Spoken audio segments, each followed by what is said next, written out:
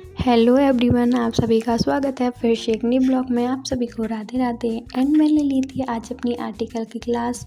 तो मैं आप लोगों को बताती हूँ सबसे पहले कि मैंने इसमें क्या क्या पढ़ा था और मैंने जो आर्टिकल्स पढ़े थे उनमें क्या था, किसके बारे में बताया गया था।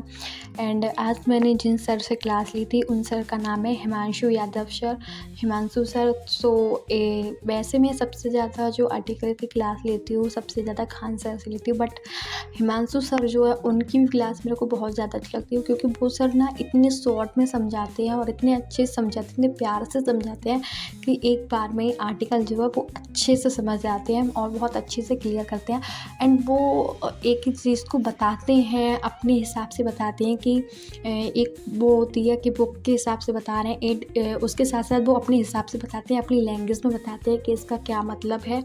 हिमांशु सर भी बहुत, उनकी भी मैं बहुत बड़ी फ़ैन हूँ। एंड उसके बाद आपको मैं बताती हूँ, देन इसको छोड़ते हैं, मैं बताती हूँ इसमें कि मैंने इसमें क्या क्या पढ़ा था इन आर्टिकल्स में। तो सबसे पहले इसमें मैंने जो आर्टिकल पढ़ा था उसमें था कि यदि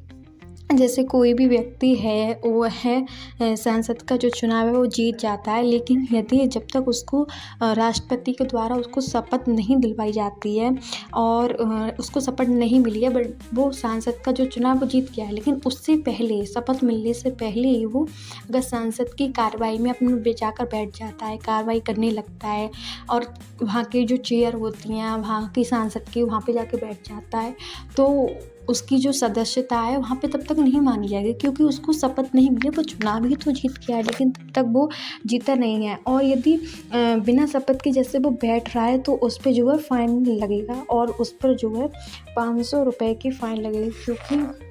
केंद्र सरकार का ऋण का भार होगा। क्योंकि वो एक तरफ से बोल सकते हैं कि वो जब तक उसके पास अधिकार ही नहीं है सांसद का, वहाँ की सदस्यता का, लेकिन आप उससे पहले अपनी सांसद की कार्रवाई में जा रहे हो तो उस पर आपको फ़ाइन लगेगा, आपका जो काम है वो नहीं माना जाएगा एंड उस पर आप पे फ़ाइन ही लगेगा।